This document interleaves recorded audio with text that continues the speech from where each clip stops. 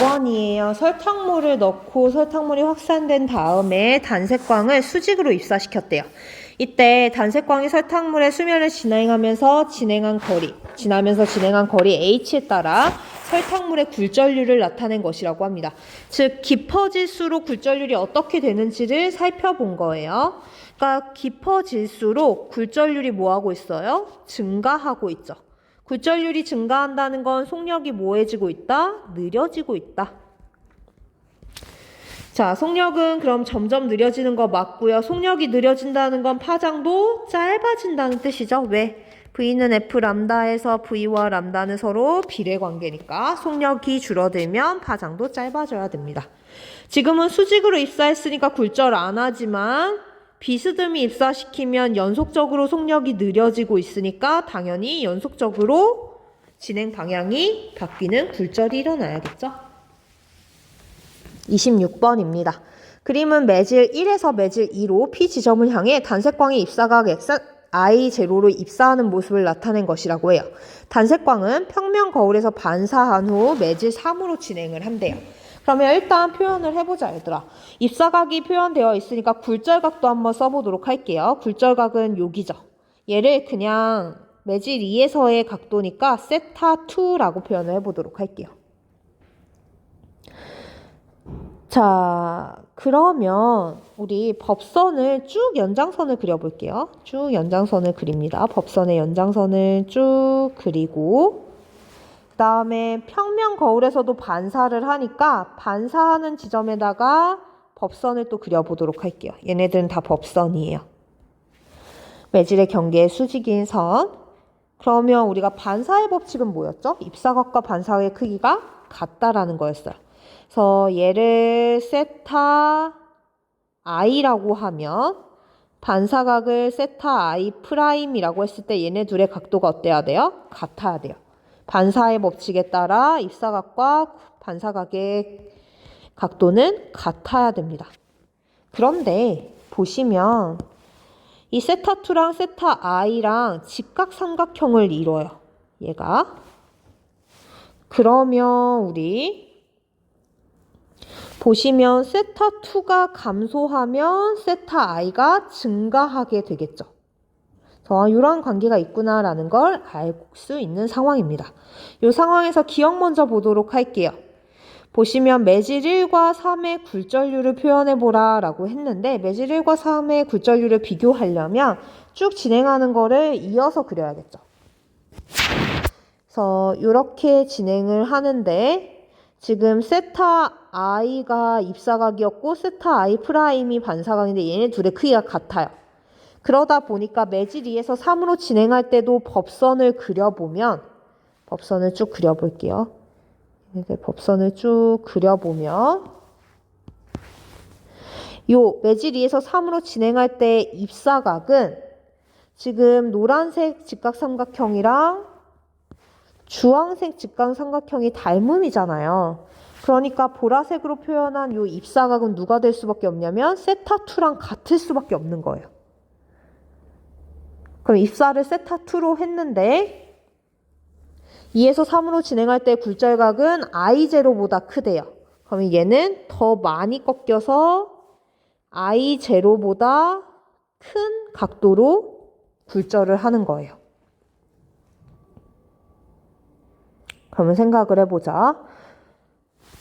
지금은 1에서 2, 2에서 3으로 진행을 하지만 우리가 반대로 생각해도 굴절하는 정도는 스넬의 법칙에 따라 똑같을 수밖에 없잖아요. 그래서 2에서 1로 진행하는 경우를 생각을 해보면 세타2로 입사를 해서 매질 1에서 굴절을 하면 굴절각은 I0가 돼야 됩니다. 그 다음에 매질 2에서 3으로 진행을 할 때 이게 1에서 2로 진행할 때고 2에서 3으로 진행을 할 때는 3에서 3으로 진행할 때는 세타2로 입사를 해서 굴절각은 I0보다 큰 값을 가져요. 그럼 누가 더 많이 꺾인 거야? 얘가 더 많이 꺾였다는 뜻이에요. 많이 꺾였다는 건 굴절률 차이가 어떻다? 더 많이 난다. 그래서 굴절률 차이가 크다라는 뜻이 되는 거고요. 그러면 1과 2의 차이보다 2와 3의 차이가 큰 건데 둘 다 꺾인 정도를 보면 원래 진행 경로인 여기에서 매질 이쪽으로 꺾여 있고 원래 진행 예상 경로인 직진에서 매질 이쪽으로 꺾여 있으니까 매질 2가 제일 느리고요. 그 다음은 차이가 적게 나는 매질 1, 그 다음은 매질 3이 되겠죠. 그래서 속력을 써보면 매질 2가 제일 느리고 그 다음이 차이가 적게 나는 매질 1, 그 다음이 차이가 많이 나는 매질 3이 되는 거예요. 그러면 속력은 매질 3이 제일 크니까 굴절률은 매질 3이 제일 작아야겠네요. 그래서 기억은 땡이 되는 겁니다. 자, 매질 2에서 매질 3으로의 입사각은 I0보다 작다라고 했는데 처음에 I0로 썼을 때 세타2로 굴절을 했고 I0랑 세타2 중에서는 누가 더 작았어요? 세타2가 I0보다 더 작았죠. 네, 매질 2에서 3으로 진행할 때 입사각이 세타2니까 얘는 I0보다 작다라는 말이 맞는 말이 되는 거죠. P에서 I0를 감소시킨대요. 그럼 입사각 감소하면 굴절각도 감소하겠죠. 얘를 까만색으로 표현해 볼게요. I0 감소하면 세타2도 감소하고 그럼 여기서도 세타2 감소하면 굴절하는 I0보다 큰 각도도 감소해야겠죠. 자, 그러면 지금 이미 전반사를 안 했는데 입사각이 감소해요. 2에서 3으로 진행하면서. 그럼 당연히 전반사 일어날 수가 없게 되는 거죠. 그래서 이미 임계각에 도달을 못했는데 안 그래도 작았던 임계각보다 작았던 입사각을 더 줄인다. 그러면 전반사 절대 할 수 없죠. 27번입니다. 자, 구형의 물방울로 입사각 45도로 입사를 시켰을 때 빛의 경로를 나타낸 것이래요. 그러면 한번 쭉 보도록 할게요. 공기에서 45도로 입사해서 물방울 안에서 33도로 굴절을 했어요. 그러면 얘는 45도로 진행해서 33도로 굴절한 거고요. 그때 우리 법선을 생각해 보시면 법선들이 이렇게 있잖아요. 이 법선들은 매질의 경계면의 수직인 선이죠. 그러면 원의 특성상, 구의 특성상 이 수직인 선들이 만나는 이 지점이 원점이 될 수밖에 없습니다. 그러면 원점으로부터 P, 원점으로부터 Q까지의 거리는 어때야 돼? 같아야 돼요. 다시 설명해 볼게요. 지금 법선들이 나와 있는데 법선은 경계면의 수직인 선이니까 원의 접선이 되는 거예요. 그래서 원의 접선의 수직인 선이 되는 거예요.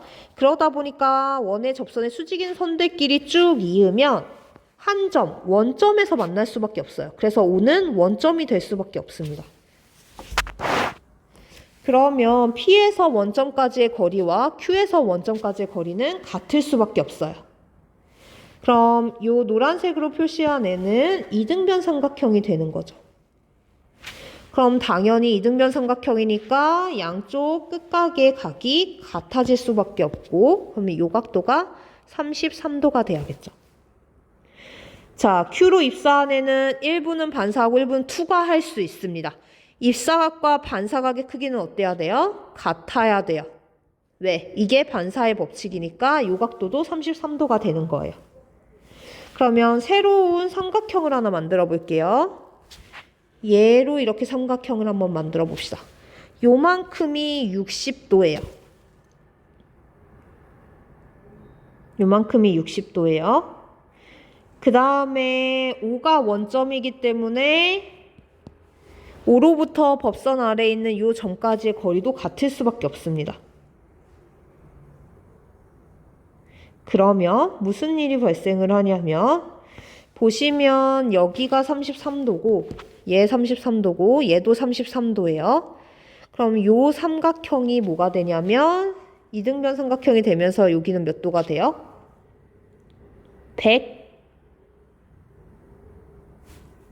124도가 되는 거죠. 그래서 얘 124도가 됩니다. 그럼 여기도 124도가 되겠지. 그럼 여기는 몇 도가 되겠어요? 360도니까 248이어서 112도가 되겠죠. 그러면 주황색으로 표현한 요 삼각형도 내각의 합이 180도니까 얼마가 돼야 돼요? 24도가 돼야겠죠, 요만큼이? 그래서 얘네들 다 지우고 한번 다시 써보도록 할게요. 여기가 원점이니까 여기 33도. 여기도 반사의 법칙에 의해서 33도. 그러면 요 합쳐서 66도가 되는 거고, 이렇게 삼각형 하나 그려보면 여기가 24도가 돼야 됩니다. 잘 안 보여서 파란색으로 쓸게요. 그래서 요만큼이 24도가 돼야 돼요. 당연히 여기도 24도가 되는 거죠. 그 다음이에요. 우리 보시면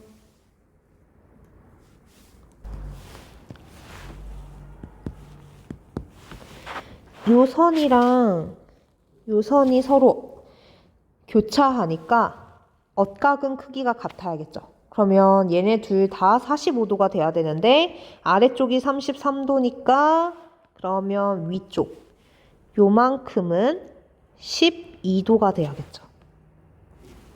즉 무슨 말이냐면 요만큼 전체가 몇 도냐면 보라색으로 표현한 애가 24 더하기 33 더하기 12인 69도가 되는 겁니다. 그래서 여기가 69도가 돼요. 그러면 이쪽도 몇 도? 69도. 그럼 합쳐서 138도가 되는 건데 삼각형 내각의 합은 180도고 요렇게 크게 또 삼각형 하나 만들어줄 수 있으니까 세타는 얼마가 되는 거예요? 42도가 돼야겠죠. 자, 세타는 42도 맞는 말이고요. Q에서 입사각이 33도예요. 지금 보시면 여기 33도죠? Q에서 입사각이 33도예요. 그런데 보시면 우리가 공기에서 45도로 입사했을 때 굴절 33도로 했어요. 그럼 반대로 물에서 33도로 입사하면 굴절 몇 도로 해야 돼? 45도로 해야 돼요. 지금 Q에서도 입사 33도로 하니까 굴절 몇 도로 해야 돼요? 45도로 해야겠죠? 그래서 전반사 되는 게 아닙니다. 굴절해요. 전반사 안 돼요. 그럼 당연히 전반사 하려면 33도보다 입사각이 커야겠죠. 임계각도 당연히 33도보다 커야겠죠. 그래서 이렇게 풀어주시면 됩니다. 28번이에요. 그림 가는 단색광이 매질 A에서 매질 B로 세타의 각으로 진행하는 것을 나타낸 것이라고 합니다. 그 다음에 나는 A와 B를 이용해서 코어 클래딩을 만든 광섬유를 나타낸 것이래요. 보시면 A에서 진행하다 파동이 일부는 반사하고 일부는 투과하네요. 원래대로였으면 이렇게 진행했겠지만 꺾인 걸 봐서 속력 차이가 발생을 하는 거고 속력은 어디가 더 느린 거예요? 느린 쪽으로 꺾여야 되니까 A가 B보다 느린 게 되는 거죠. 그럼 굴절률은 누가 더 커야 돼요? A가 B보다 커야겠죠. 그러면 우리가 광섬유는 전반사하는 빛을 이용해서 통신을 하려고 만든 거니까 굴절률이 큰 매질에서 작은 매질로 진행을 해야 되고 코어에서 클래딩으로 진행하게 만든 거라 코어의 굴절률이 더 커야 됩니다. 그럼 코어는 뭘로 만들어야 돼요? A로 만들어야겠죠. 속력 방금 말한 것처럼 누가 더 커요? B가 더 커요. 그래서 니은도 땡. 자, 임계각 세타보다 당연히 커야겠죠. 세타일 때 지금 굴절했으니까 얘보다 커야 굴절각이 90도가 되거나 혹은 그것보다 더 커야 전반사를 하는 거니까 임계각은 당연히 세타보다 큰 게 됩니다. 임계각 뭐예요? 굴절각이 90도가 되는 지점. 굴절각이 증가해 주려면 입사각도 증가해 줘야 되겠죠? 29번은 사실 외우는 거거든요. 그래서 광섬유를 이용해서 광통신을 하려면 일단 우리가 사용하는 그 전기 신호들을 빛 신호로 바꿔야 됩니다. 빛으로 바꿔야겠죠. 그래서 이 A 부분에서는 전기 신호를 빛 신호로 바꿔주게 돼요. 이때 어떠한 방식으로 바꿔주냐면 우리가 결국은 디지털 정보는 1과 0을 이용해서 표현을 하는 거잖아요. 그래서 빛으로 1과 0을 표현하는 방법은 껐다 켰다가 있어요.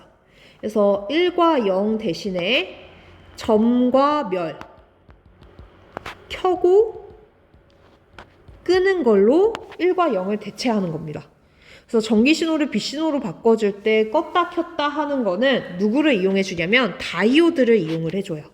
그래서 다이오에 순방향 전압이 걸리면 켜지고 그 다음에 다이오드에 역방향 전압이 걸리면 꺼지잖아요. 전류가 안 흐르잖아요. 그걸 이용해서 0과 1의 신호를 만들어주는 겁니다. 빛 신호를. 그래서 기억은 맞는 말이 되는 거예요. 그러면 반대쪽인 B에서는 전달받은 빛 신호를 다시 전기 신호로 바꿔줘야 되는 거예요. 그러다 보니까 얘도 다이오드를 이용은 합니다. 근데 그때 사용하는 다이오드는 우리가 전류를 흘려서 빛을 내보내거나 혹은 전자를 이동시키는 게 아니라 광전 효과에 사용했던 광센서, 광다이오드를 이용하는 거예요. 그래서 광다이오드는 빛을 받으면 전자와 양공쌍이 생기면서 전류가 흐르게 만드는 장치다라고 얘기를 했었잖아요. 그래서 빛이 들어오면 전류가 흐르고 빛이 안 들어오면 전류가 흐르지 않는 거죠. 이걸로 다시 1과 0의 신호를 만들어주는 겁니다. 그래서 디귿도 맞는 말이 돼요. 자, 니은은 외부의 전자기장 간섭을 잘 받지 않기도 하지만 간섭을 최소화하려면 금속박이 아니라 빛이 투과하지 못하는 재질을 사용을 해야 되는 거거든요. 그래서 금속박은요, 전자기장의 영향을 받아요. 전자기장 영향을 받기 때문에 금속박으로 코팅하는 건 의미가 없습니다. 그래서 니은은 땡이 되는 거죠. 30번이에요. 그림과 같이 공기에서 굴절률이 N1인 매질의 A의 P점을 향해 입사각 세타1으로 입사를 시켰대요. 그랬더니 굴절률이 N2인 매질 B로 단색광이 진행한다 라고 하네요.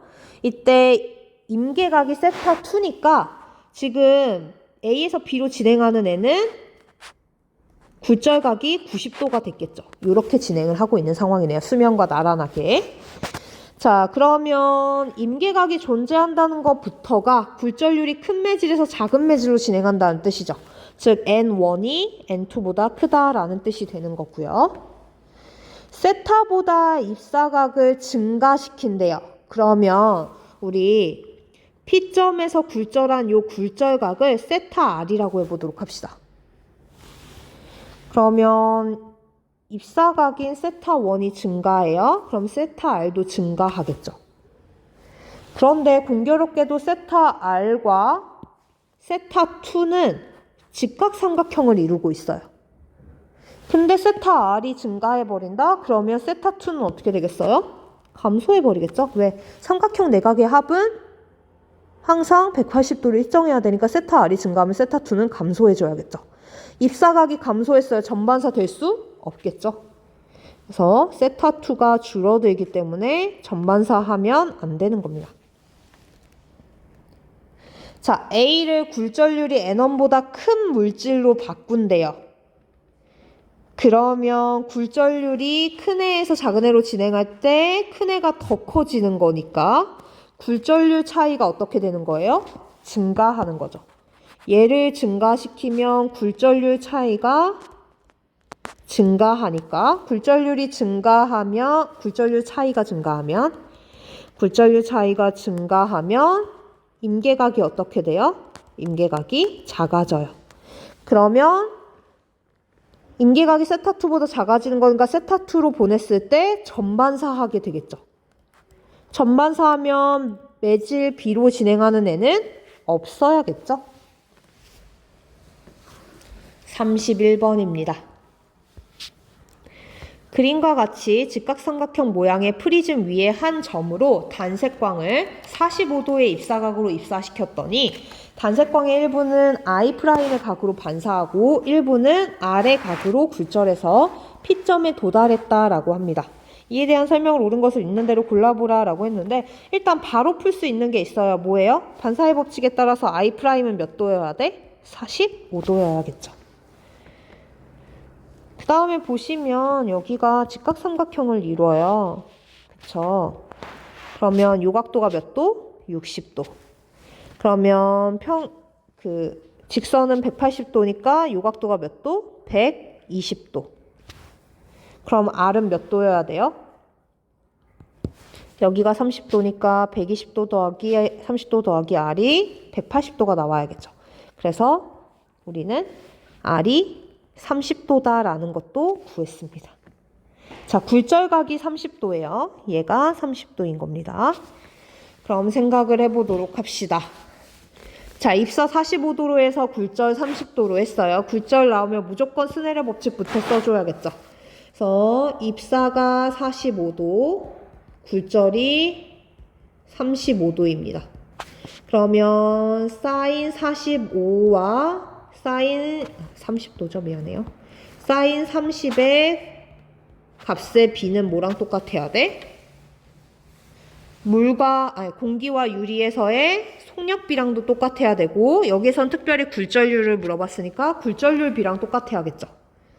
입사는 공기로 했고 굴절은 물로 했으니까 굴절률은 반대가 돼야 되죠. 입사한 쪽이 분자가 물의 굴절률이 돼야 되고 분모가 공기의 굴절률이 돼야겠죠.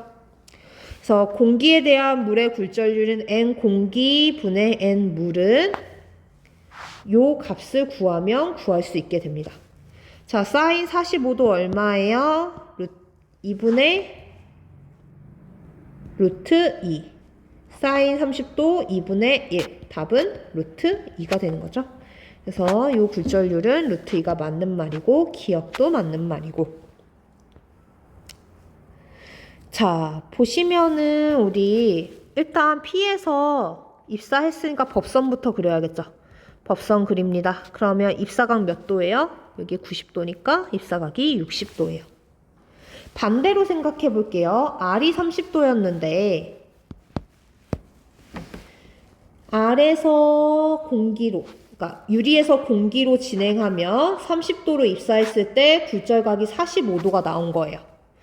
그러면 60도로 입사했을 때는 굴절각이 45도보다 훨씬 커야겠죠. 45도보다 훨씬 커야 됩니다. 그래서 디귿은 땡이 되는 거죠. 굴절각이 45도가 되려면 입사각은 몇 도가 돼야 돼요? 30도가 돼야 돼요. 32번입니다. 자, 클래딩과 코어로 이루어진 광섬유에서 레이저가 전반사에서 진행하는 모습을 나타낸 거라고 하네요. 이때 레이저를 광섬유의 재료물질 ABC에 진행시켰을 때 모습을 나타낸 거니까 일단 속력부터 비교해 보도록 할게요. 항상 느린 쪽으로 꺾여야 되는 거죠. 그러면 우리 C랑 B를 비교했을 땐 속력이 누가 더 커요? C가 더 크죠. B 쪽으로 꺾이니까. 그래서 C랑 B랑을 비교했을 때는 C가 더 큽니다. A랑 B를 비교하면 어떻죠? A랑 B를 비교해보면 A 쪽으로 꺾였으니까 A가 더 느린 게 되는 거예요. 그러면 속력은 이렇게 되겠네요. 속력이 이렇게 되면 굴절률은 어떻게 돼요? C가 제일 작고 그 다음이 B, 그 다음이 A가 되는 거죠. 자, 지금 계속 전반사 하고 있는데 이 세타가 임계각보다 작았으면 전반사 할 수가 없죠. 그래서 전반사 하고 있으니까 얘보다 크다가 되는 거죠. 땡. 니은이에요. 레이저의 파장을 물어봤어요. 파장은 속력이랑 비례하니까 속력 봐주시면 되겠죠. 속력은 A가 C보다 느리니까 파장도 A가 C에서보다 작아야겠죠. 디귿입니다. 임계각이 가장 큰 경우, 임계각이 크려면 굴절률 차이가 어때야 돼요? 작아야 돼요. 그래서 굴절률 차이가 작아야 되는데 그러면 A랑 B, 그 다음 B랑 C 둘 중에 굴절률 차이가 뭐가 더 작은지는 알 수 없어요. 그런데 잘 읽어보시면 얘는 코어를 C, 클래딩을 B로 한대요. 우리 코어의 굴절률이 클래딩보다 커야 되죠. 굴절률이 큰 매질에서 작은 매질로 진행해야 전반사가 일어나는 거니까. 그런데 C는 굴절률이 B보다 작아요. 그러니까 애초에 얘 자체가 임계각이 나올 수가 없죠. 전반사 조건을 만족하지 않기 때문에. 그래서 디귿은 땡이 되는 겁니다.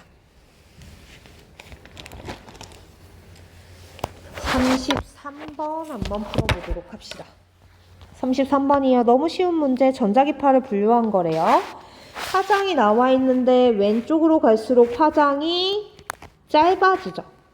파장은 짧아져요. 파장이 짧아진다는 건 진동수는 커지고 에너지도 커진다는 뜻이에요. 가시광선보다 에너지가 큰 빛, 자외선이죠. 가시광선보다 에너지가 작은 빛, 적외선입니다. 자, 표현한 대로 왼쪽으로 갈수록 진동수가 커지니까 A가 더 큰 거 맞는 거고요.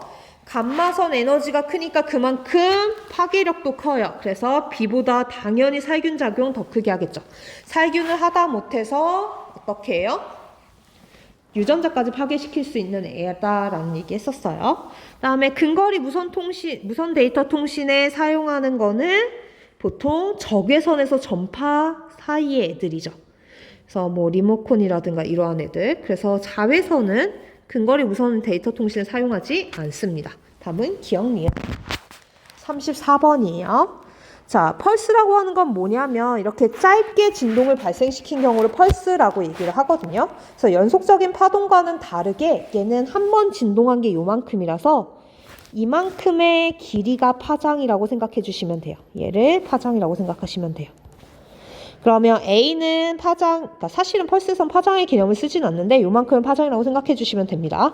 그래서 A는 파장이 1m가 되는 거고요. 1m가 되는 거고 B의 파장은 2m가 되는 거죠.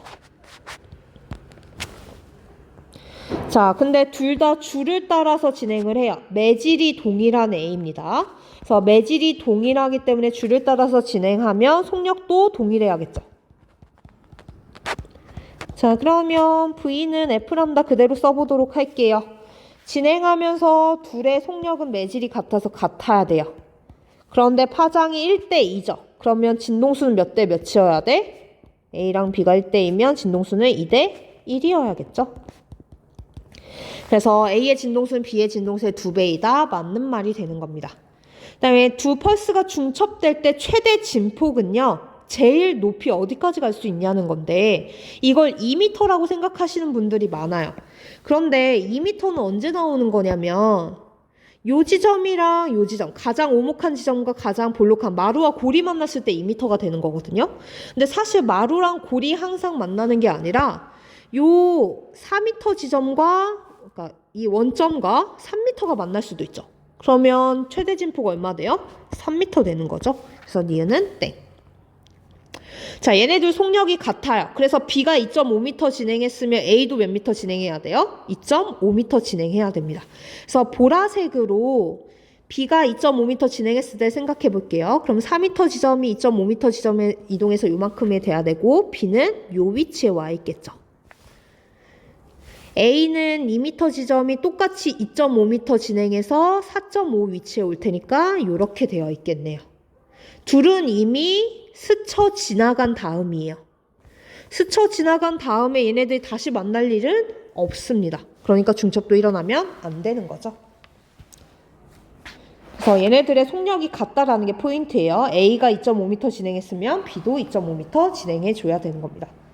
35번 한번 풀어볼게요. 35번이요.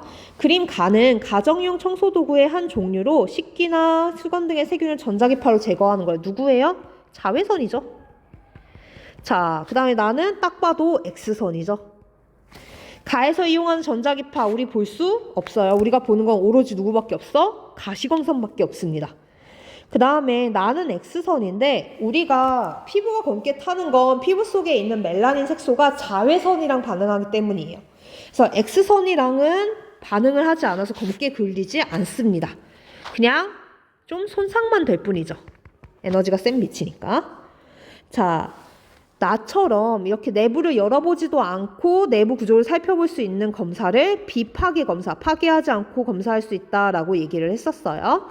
자, 비파괴 검사인데요. 이 비파괴 검사는 꼭 그 생명체의 내부 구조, 뼈 구조를 살펴보는 것뿐만이 아니라 공항에서 가방을 열어보지 않고 가방 안에 들어있는 물건들을 판별하는 데도 쓰인다라고 얘기를 했었죠. 근데 우리가 물건이 뭐가 들어있는지 형태만 볼 수 있을 뿐이지 위조 지폐인지 아닌지는 알 수가 없습니다. 그게 지폐라는 것 정도는 어렴풋이 외곽 구조로 외곽선을 따라서 알 수 있지만 위조 지폐인지 아닌지는 자외선을 쬐어봐야지 알 수 있는 거죠. 특별한 무늬가 나타나요. 그래서 디귿은 땡입니다. 기억이 맞는 말이죠. 네, 눈에 보이지 않는다고 해놓고. 자, 36번은 정상파인데요. 정상파가 물투에서도 빠지는 바람에 얘 그냥 없는 문제라고 치도록 할게요. 안 푸셔도 돼요.